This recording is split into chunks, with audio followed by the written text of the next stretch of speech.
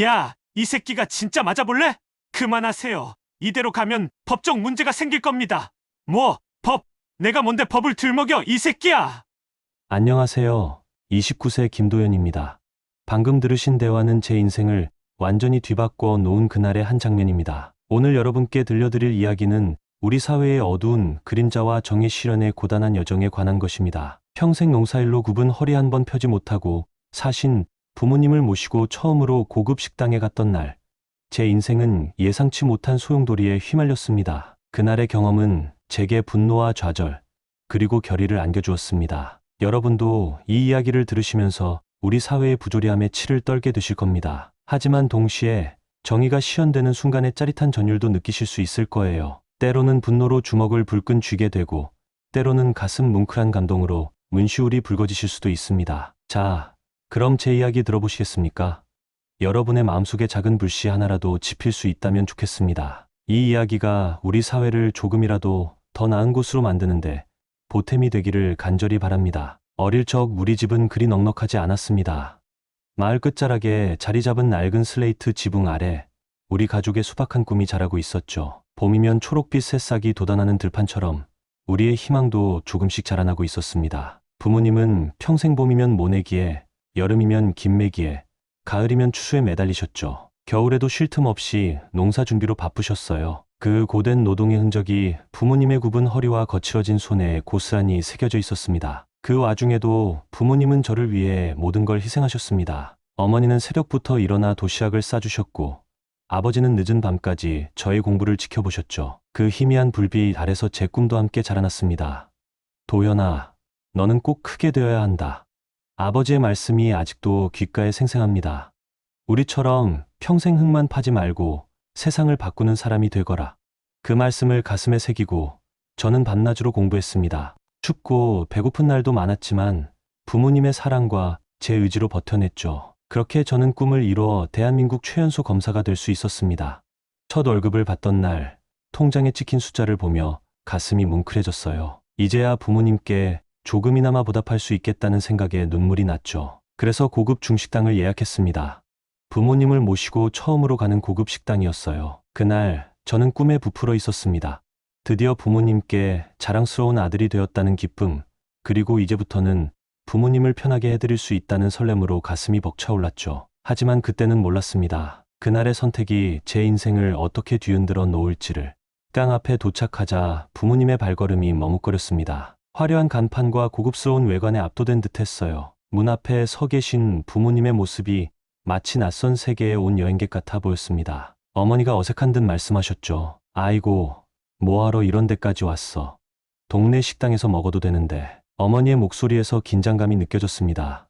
평생 수박하게 사신 부모님께 이런 호화로운 장소는 너무나 낯설고 부담스러운 공간이었겠죠. 그 순간 제 마음에 작은 죄책감이 스쳐 지나갔습니다.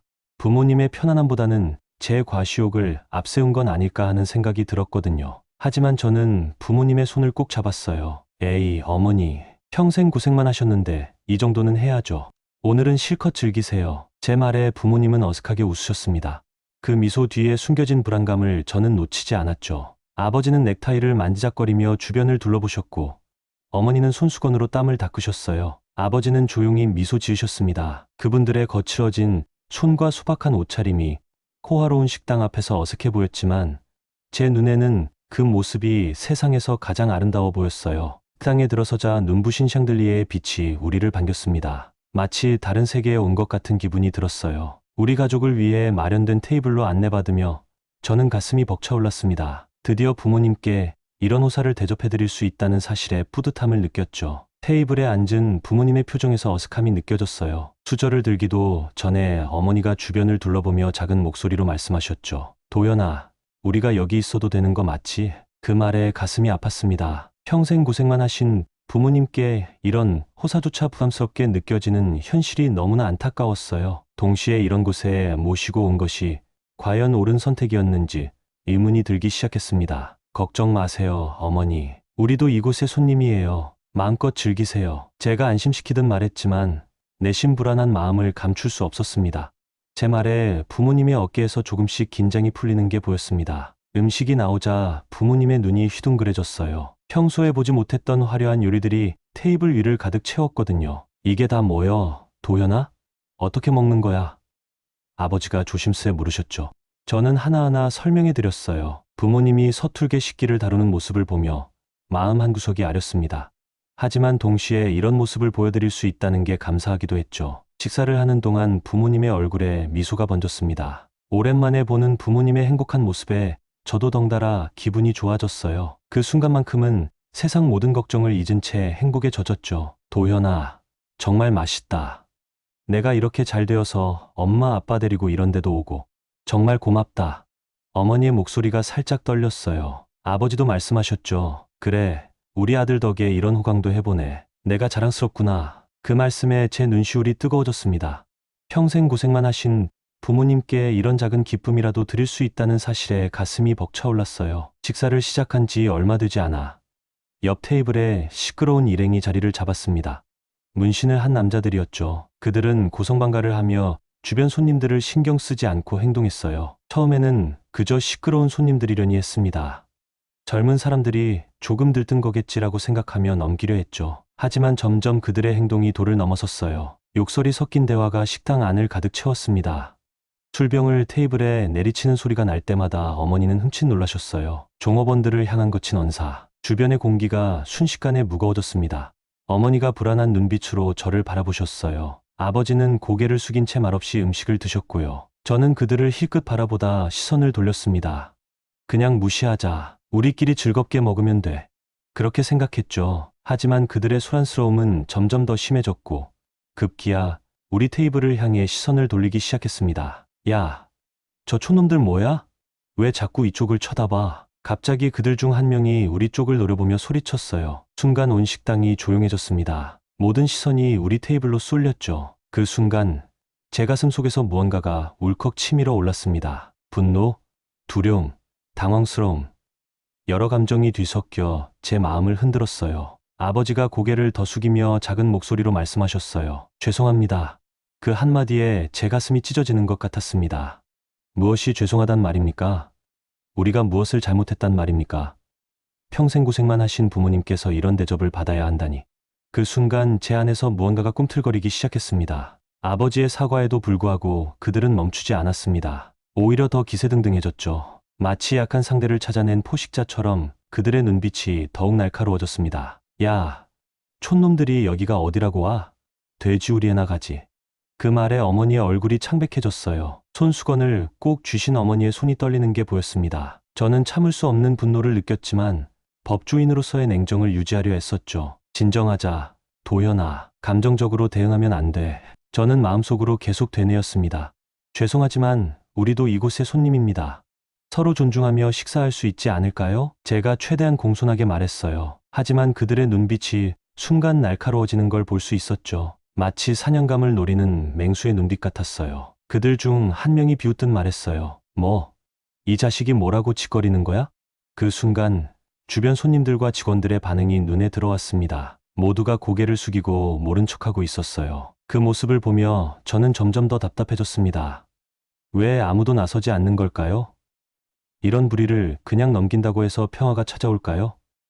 그들의 침묵이 오히려 폭력을 주장하는 건 아닐까요? 이런 생각들이 제 머릿속을 스쳐 지나갔습니다. 식당 안의 공기는 점점 무거워졌고 긴장감은 최고조에 달했습니다. 저는 이 상황을 어떻게 해결해야 할지 고민했습니다. 법조인으로서의 책임감과 아들로서의 의무감 사이에서 갈등했죠. 상황은 점점 악화되었습니다. 그들 중 한 명이 자리에서 일어나 우리 테이블로 다가왔어요. 그의 걸음걸이에서 위협적인 기운이 느껴졌죠. 마치 폭풍 후 전의 바다처럼 그의 눈빛에서 곧 터질 것 같은 위험한 기운이 감지되었습니다. 야, 넌 뭐야? 여기서 잘난 척하고 싶어? 그가 제 앞에 서서 으르렁거렸어요. 술 냄새가 진하게 풍겼습니다. 그 순간 식당 전체가 숨을 죽인 듯 했어요. 다른 손님들은 고개를 돌리거나 메뉴판으로 얼굴을 가렸습니다. 그들의 침묵이 이 상황을 더욱 무겁게 만들었죠. 진정하세요. 우리 모두 즐겁게 식사하러 온 거잖아요. 제가 최대한 차분하게 대응했지만 내심 긴장감이 고조되고 있었죠. 심장이 빠르게 뛰는 것을 느낄 수 있었습니다. 그때 아버지가 조심스레 말씀하셨어요. 아들아, 그만하자. 우리가 나가면 되지. 아버지, 괜찮아요. 제가 해결할게요. 하지만 제 말이 끝나기도 전에 그 남자가 아버지의 어깨를 거치게 밀쳤어요. 아버지는 테이블 모서리에 부딪혀 비틀거리셨죠. 그 순간 제 눈앞이 새하얘졌습니다. 아버지, 제가 소리쳤어요. 그 순간 모든 것이 느리게 흘러가는 것 같았습니다. 어머니의 비명 소리, 주변 손님들의 놀란 표정, 그리고 그 남자의 야비한 웃음소리. 모든 것이 뒤섞여 제 귓가를 울렸어요. 시간이 멈춘 것 같았습니다. 이제 더 이상 물러설 수 없다는 것을 깨달았습니다. 이건 단순한 말다툼이 아니었어요. 이건 우리 사회의 깊숙한 곳에 자리 잡은 폭력과 불의에 대한 문제였습니다. 그리고 저는 이 순간 이 자리에서 그것에 맞서 싸워야 한다는 것을 알았죠. 그만하세요. 이대로 가면 법적 문제가 생길 겁니다. 제가 최대한 냉정을 유지하며 경고했어요. 그러나 그들의 반응은 예상과 달랐습니다. 오히려 더욱 흥분한 것 같았죠. 법. 내가 뭔데 법을 들먹여, 이 새끼야. 그 순간 한 남자가 제 멱살을 잡으려 했어요. 저는 본능적으로 몸을 뺐죠. 식당 주인이 겁에 질린 표정으로 다가왔어요. 손님들, 제발 조용히 해주세요. 다른 손님들께 폐가 됩니다. 그러자 한 남자가 으르렁거리듯 말했죠. 너도 뭐 할 말 있어? 이 가게 문 닫고 싶어? 주인은 고개를 숙이고 물러났어요. 죄송합니다. 저희가 어떻게 할 수가 없어요. 어머니가 떨리는 목소리로 말씀하셨어요. 도연아, 우리도 그만 가자. 어머니의 목소리에서 공포와 절망이 느껴졌습니다. 평생 고생하며 살아오신 부모님께서 이런 수모를 당하는 걸 보니 가슴이 찢어지는 것 같았어요. 하지만 저는 고개를 저었습니다. 아닙니다, 어머니. 우리가 왜 도망가야 하죠? 우리는 아무런 잘못도 하지 않았어요. 제 목소리에서 결연한 의지가 느껴졌습니다. 이 순간 저는 단순히 아들이 아닌 정의를 수호해야 할 검사로서의 책임감을 강하게 느꼈죠. 그 말에 폭력배 중 한 명이 비웃듯 말했죠. 야, 이 새끼가 진짜 맞아볼래? 너희 부모 체면 생각해서라도 꺼져. 그의 말에서 폭력의 위협이 느껴졌습니다. 하지만 동시에 그의 목소리에서 불안감도 감지했어요. 아마도 제가 쉽게 물러서지 않는 것에 당황한 것 같았습니다. 그 순간 아버지가 일어나셨어요. 떨리는 다리로 간신히 서 계신 아버지의 모습이 보였어요. 이봐요. 젊은이, 우리가 잘못했소. 그만 용서해 주시오. 아버지, 그러지 마세요. 우리가 잘못한 게 없습니다. 이분들이 사과해야 해요. 제 말이 끝나기도 전에 한 남자가 아버지를 거칠게 밀쳤고 아버지는 바닥에 넘어지셨죠. 그 순간 제 안에서 무언가가 끊어지는 것을 느꼈습니다. 아버지, 어머니가 비명을 지으셨어요. 어머니의 비명 소리가 식당 안을 가득 채웠습니다. 저는 더 이상 참을 수 없었어요. 법조인으로서의 냉정함은 이미 사라진 지 오래였죠. 이성적인 판단보다는 아들로서의 본능이 앞섰습니다. 이봐요, 당신들. 이제 그만하세요. 나는 검사입니다. 지금부터는 모든 행동에 법적 책임을 지게 될 겁니다. 제 목소리가 떨렸지만 단호했습니다. 그들의 행동이 단순한 막무가내가 아니라 실제로 법적 책임을 져야 할 중대한 범죄라는 것을 알려주고 싶었어요. 그들은 잠시 멈칫했지만 곧 비웃었어요. 검사?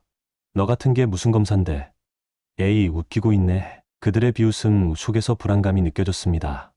아마도 제가 정말 검사일지도 모른다는 의심이 들기 시작한 것 같았어요. 믿든 안 믿든 당신 마음이지만 지금 이 순간부터 모든 행동이 증거가 될 거예요. 제가 단호하게 말했죠. 그러자 한 남자가 제게 주먹을 날렸어요. 저는 간신히 피했지만 그의 주먹이 제 뺨을 스쳐 지나갔습니다. 야, 이 새끼 진짜 맞아볼래? 그가 소리쳤어요. 주변은 아수라장이 되었습니다. 테이블이 넘어지고 접시가 깨지는 소리가 식당 안을 가득 채웠어요. 어머니는 아버지를 부축하며 구석으로 피하셨고 저는 필사적으로 그들의 공격을 피하고 있었죠. 그때 제 머릿속에 한 가지 아이디어가 떠올랐습니다. 이건 위험한 도전이 될 수도 있지만 이 상황을 바꿀 수 있는 유일한 방법일지도 모릅니다. 저는 침착하게 휴대폰을 꺼내 경찰에 전화했어요. 여기는 중식당입니다. 지금 폭행 사건이 진행 중이에요. 빨리 와주세요. 그들은 여전히 저를 비웃었죠. 야, 경찰. 웃기고 있네. 여기 경찰들도 다 우리 사람이야. 넌 끝났어, 이 새끼야. 그 말에 제 등줄기로 식은땀이 흘렀어요. 정말 그런 걸까요? 이 지역에서 그들의 영향력이 그렇게 막강한 걸까요? 순간 두려움이 밀려왔지만 저는 그 감정을 밀어냈습니다.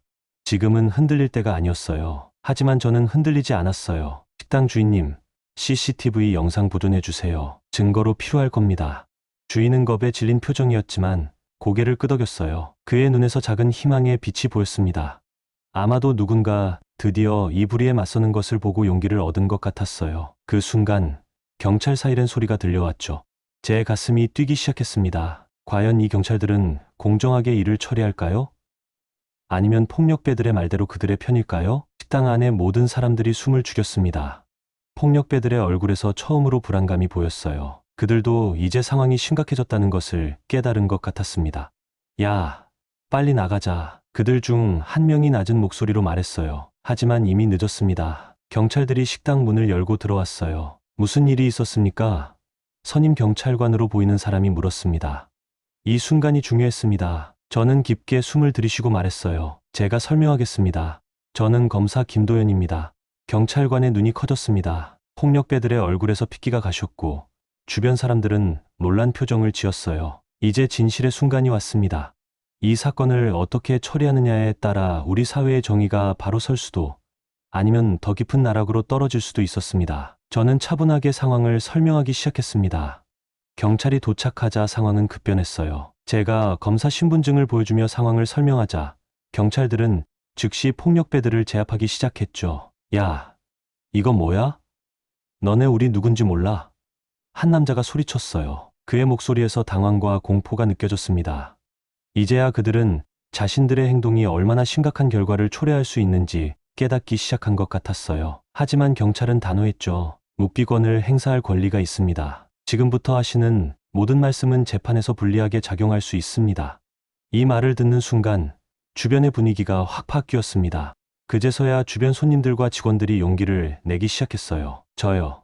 제가 다 봤어요. 저 사람들이 먼저 시비를 걸고 폭행했어요. 한 손님이 떨리는 목소리로 말했죠. 그 말에 용기를 얻었는지 다른 손님도 나섰어요. 맞아요. 저도 증인이 되겠습니다. 식당 주인도 떨리는 목소리로 말했어요. CCTV 영상 다 있습니다. 제출하겠습니다. 순간 폭력배들의 얼굴이 핏기를 잃었어요. 그들은 이제 더 이상 큰 소리 칠 수 없었죠. 자신들의 행동이 얼마나 어리석었는지 깨달은 듯했습니다. 저는 차분하게 말했어요. 여러분, 오늘의 일은 여기서 끝나지 않을 겁니다. 당신들이 이 지역에서 저지른 모든 불법 행위를 낱낱이 파헤칠 겁니다. 그 말에 그들은 공포에 질린 듯했어요. 아마도 지금까지 자신들이 저지른 모든 범죄가 밝혀질 것이라는 생각에 두려워하는 것 같았습니다. 경찰서로 연행되는 그들을 보며 저는 깊은 안도감을 느꼈어요. 하지만 동시에 이게 끝이 아니라는 것도 알았죠. 이 사건은 우리 사회의 깊숙한 곳에 자리 잡은 불의와 싸우는 긴 여정의 시작일 뿐이었습니다. 그 순간 저는 결심했어요. 이 사건을 계기로 우리 지역의 모든 비리와 불법을 밝혀내겠다고. 그리고 그 과정에서 어떤 위협이나 유혹이 있더라도 절대 굴하지 않겠다고 말이죠. 그러던 와중에 그들 중 한 명이 경찰에게 귓속말을 하는 모습이 보였어요. 순간 제 가슴이 덜컥 내려앉았습니다. 설마. 그러나 제 걱정과는 달리 경찰은 이연하게 대처했어요. 누구든 법 앞에 평등합니다. 당신들의 행위는 명백한 폭행이에요. 그 말을 듣는 순간 제 안에 뜨거운 무언가가 올라왔어요. 정의가 아직 살아있다는 희망, 그리고 이 사회가 변할 수 있다는 믿음이었죠. 그 말에 그들은 공포에 질린 듯했어요. 경찰서로 연행되는 그들을 보며 저는 깊은 안도감을 느꼈어요. 하지만 동시에 이게 끝이 아니라는 것도 알았죠. 부모님께 다가가 안아드렸습니다. 아버지, 어머니, 정말 죄송합니다. 이런 일을 당하시게 해서. 어머니는 눈물을 흘리시며 말씀하셨어요. 아니다. 도현아, 내가 자랑스럽구나. 아버지도 떨리는 목소리로 말씀하셨습니다. 그래, 우리 아들, 잘했다. 그 순간 저는 더 큰 책임감을 느꼈어요. 이 사건을 계기로 우리 사회를 변화시켜야 한다는 결심이 굳어졌습니다. 그 사건 이후 우리 지역에 많은 변화가 일어났어요. 제가 그 폭력배들의 사건을 맡아 수사를 진행했고 그 과정에서 그들의 범죄 조직 견모가 드러났죠. 김 검사님, 이번 수사로 우리 지역의 오래된 암적 존재가 뿌리 뽑혔습니다. 경찰서장이 말했어요. 하지만 저는 알고 있었어요. 이건 시작에 불과하다는 걸. 아직 갈 길이 멉니다. 이 사건을 계기로 우리 지역의 모든 불법과 비리를 밝혀내야 해요. 그 말에 경찰서장의 표정이 굳어졌어요. 아마도 그도 이 지역의 깊숙한 곳에 자리 잡은 비리를 알고 있었던 것 같았습니다. 그러나 수사가 진행될수록 예상치 못한 난관에 부딪혔어요. 증인들이 하나둘 진술을 번복하기 시작했고 결정적인 증거들이 사라지는 일도 있었죠. 마치 누군가가 뒤에서 방해하고 있는 것 같았습니다. 한날은 제 사무실로 익명의 협박 전화가 걸려왔어요. 김 검사, 이 수사 그만두시는 게 좋을 거요. 당신 부모님 농장에 무슨 일이 생길지 모르니까 그 말에 제 심장이 얼어붙는 것 같았습니다. 하지만 동시에 더 강한 의지가 솟아났어요. 이들이 이렇게까지 나오는 걸 보면 제가 뭔가 중요한 것에 가까워지고 있다는 뜻이겠죠. 도연아, 너무 무리하는 거 아니니? 이 정도면 충분하지 않니? 어머니가 걱정스레 물으셨어요. 하지만 저는 고개를 저었습니다. 아닙니다, 어머니. 이대로 물러서면 아무것도 변하지 않아요. 우리가 겪은 일을 다른 사람들도 겪게 될 거예요. 수사가 깊어질수록 저를 향한 위협도 거세졌어요. 익명의 협박 전화, 집 앞에 놓인 위협 쪽지, 심지어 부모님의 농장에 괴한들이 나타나 행패를 부리는 일까지 있었죠. 동료들도 하나둘 저를 멀리하기 시작했어요. 김 검사, 너무 위험해. 이 정도면 그만해도 될 것 같아. 라는 말을 자주 들었죠. 도연아, 이제 그만하자. 우리가 잘못 봤나 보다. 아버지가 한숨 섞인 목소리로 말씀하셨어요. 그 말에 제 마음이 찢어지는 것 같았어요. 하지만 포기할 수 없었습니다. 아버지, 잠시만 더 믿어주세요. 반드시 진실을 밝혀내겠습니다. 혼자 남겨진 것 같은 외로움과 두려움이 밀려왔지만 저는 굴하지 않았습니다. 이 싸움은 단순히 저 혼자만의 싸움이 아니라 우리 사회 전체를 위한 싸움이라고 믿었기 때문입니다. 끈질긴 수사 끝에 결정적 증거를 확보했습니다. 그들의 범죄 행위를 상세히 기록한 회계장부와 녹음 파일이었죠. 이제 그들을 완전히 몰아낼 수 있어요. 제가 동료 검사에게 말했습니다. 그러나 뜻밖의 소식이 들려왔어요. 상급자가 갑자기 저를 이 사건에서 배제하려 한다는 것이었죠. 김 검사, 자네가 너무 감정적으로 이 사건에 매몰된 것 같아. 이제 그만 내려놓게. 충격을 받았지만 포기할 수 없었습니다. 검사장님, 이건 단순한 개인적인 복수가 아닙니다. 우리 사회의 정의를 위한 싸움입니다. 이 순간 저는 제 직업과 신념 사이에서 선택해야 했습니다. 그리고 저는 정의를 선택했습니다. 결국 저는 직을 걸고 이 사건을 끝까지 파헤치기로 했습니다. 언론에 제보하고 시민단체의 도움을 받아 대대적인 캠페인을 벌였죠. 그 결과 폭력배들의 범죄 행위뿐만 아니라 그들과 유착된 고위 공직자들의 비리까지 모두 밝혀졌습니다. 김 검사의 용기 있는 행동으로 우리 사회에 만연했던 오래된 적폐가 드러났습니다. 뉴스 앵커의 목소리가 울려 퍼졌습니다. 그 순간 저는 눈물을 흘렸습니다. 정의가 승리한 순간이었죠. 하지만 동시에 이것이 끝이 아닌 새로운 시작임을 깨달았습니다. 그 사건 이후 우리 지역은 크게 변화했습니다. 폭력배들이 장악하고 있던 불법 사업체들이 하나둘 문을 닫았고 그들의 위협에 시달리던 주민들은 안도의 한숨을 쉬었죠. 얼마 후 그 식당을 다시 찾았을 때 주인이 반갑게 맞아주셨습니다. 검사님, 정말 감사합니다. 덕분에 우리 가게도 이 동네도 살았어요. 이제 손님들이 편하게 식사할 수 있게 됐어요. 그 말을 들으며 가슴이 뭉클해졌지만 동시에 무거운 책임감도 느꼈습니다. 아직 갈 길이 멉니다. 이번 일을 계기로 우리 사회의 깊숙한 곳에 자리 잡은 불의와 싸워나가야 해요. 주인은 고개를 끄덕이며 말했습니다. 검사님 같은 분이 계시니 우리도 용기를 낼 수 있어요. 앞으로도 힘내세요. 그날 부모님과 함께 다시 찾은 식당에서 아버지가 조용히 말씀하셨습니다. 도연아, 내가 자랑스럽구나. 하지만 걱정도 돼. 앞으로 너한테 위험한 일은 없겠지. 저는 부모님의 손을 꼭 잡고 말했습니다. 걱정 마세요. 이제 제가 부모님을 지킬 차례예요. 그리고 이건 제 사명이기도 해요. 법의 테두리 안에서 정의를 시현하는 것. 그게 제가 검사가 된 이유니까요. 어머니는 눈시울을 붉히셨습니다. 우리 아들, 큰일 했어. 하지만 조심해야 해. 세상은 아직 험악하니까. 그 말씀에 가슴이 아팠지만 동시에 더 큰 결심이 섰습니다. 어머니, 아버지, 제가 꼭 약속드릴게요. 이 사회를 조금씩 바꿔나가겠습니다. 우리 같은 평범한 시민들이 두려움 없이 살 수 있는 세상을 만들겠어요. 저는 다짐했습니다. 법의 정의는 단순히 조문을 적용하는 게 아니라 사람들의 삶을 변화시키는 것이라고. 그리고 그 변화를 위해 저는 앞으로도 끊임없이 노력할 겁니다. 여러분, 우리 모두가 조금씩 용기를 내고 목소리를 높인다면 분명 더 나은 세상을 만들 수 있을 겁니다. 한 사람의 용기가 다른 이에게 힘이 되고 그 힘이 모여 거대한 변화를 만들어낼 수 있습니다. 제 이야기를 들어주셔서 감사합니다. 여러분도 각자의 자리에서 정의를 위해 목소리를 내주세요. 그것이 우리 사회를 변화시키는 첫걸음이 될 겁니다. 함께 노력한다면 우리는 반드시 더 나은 미래를 만들어갈 수 있을 겁니다.